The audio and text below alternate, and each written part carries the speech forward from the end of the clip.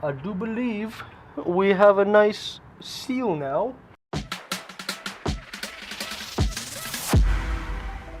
Hey guys, I am back with part 2 of my Vintage Enduro TLC project.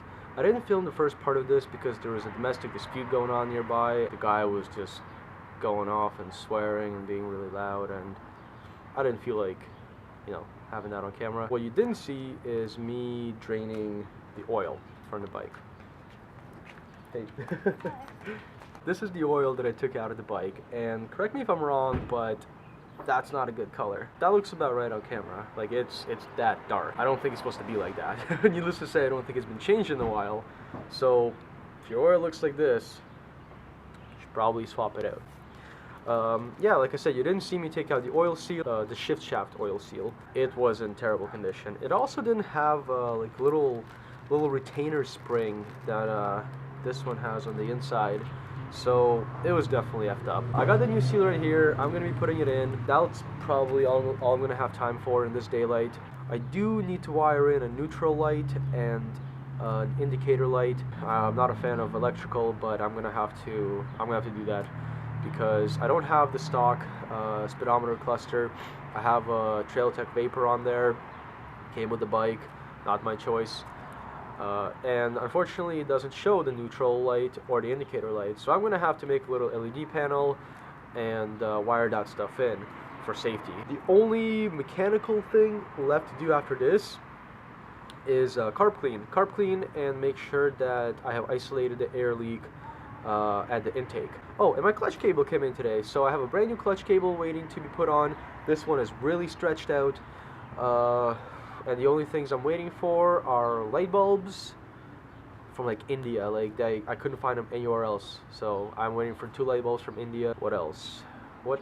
Oh, and I got a wire in a kill switch that's not hanging right here, because I'm pretty sure they're gonna want it on the controls themselves. Before it gets too dark out, I'm gonna go install this oil seal. Hopefully not get eaten by bugs, and yeah, wish me luck. Alrighty, so the first thing I want to make sure is that my shift shaft is completely clean. Of course, this isn't the greatest way to remove grime, but to be fair, it's pretty clean already, so not gonna worry too much about it. Just want to make sure the mating surface is nice and clean. So we got the seal right here, and we're gonna put it in. Try not to wedge it around the spline too much, because you don't want to mess up your oil seal.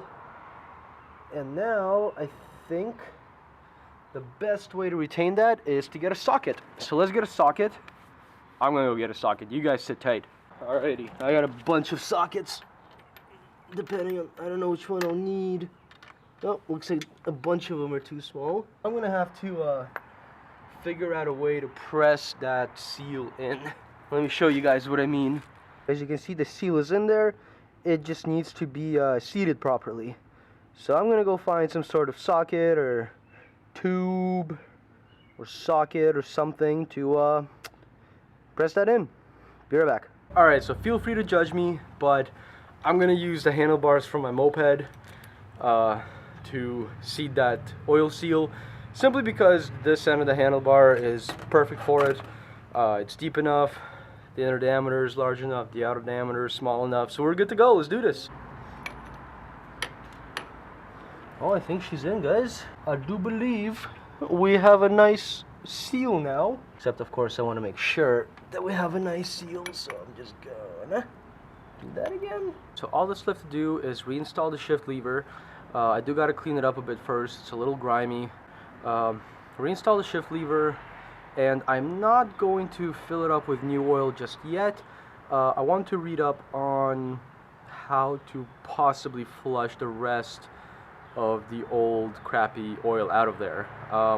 There's, no matter how much you drain it, there's always going to be a little left, and it's pretty gnarly. So I'm thinking diesel fuel might actually work for that. I remember being recommended that one time while doing an engine rebuild to, flush the engine out with diesel first. After I reinstall the shift lever, I'm probably going to call it a night. I am losing daylight pretty quick here now. Fingers crossed that it doesn't leak and I installed it properly.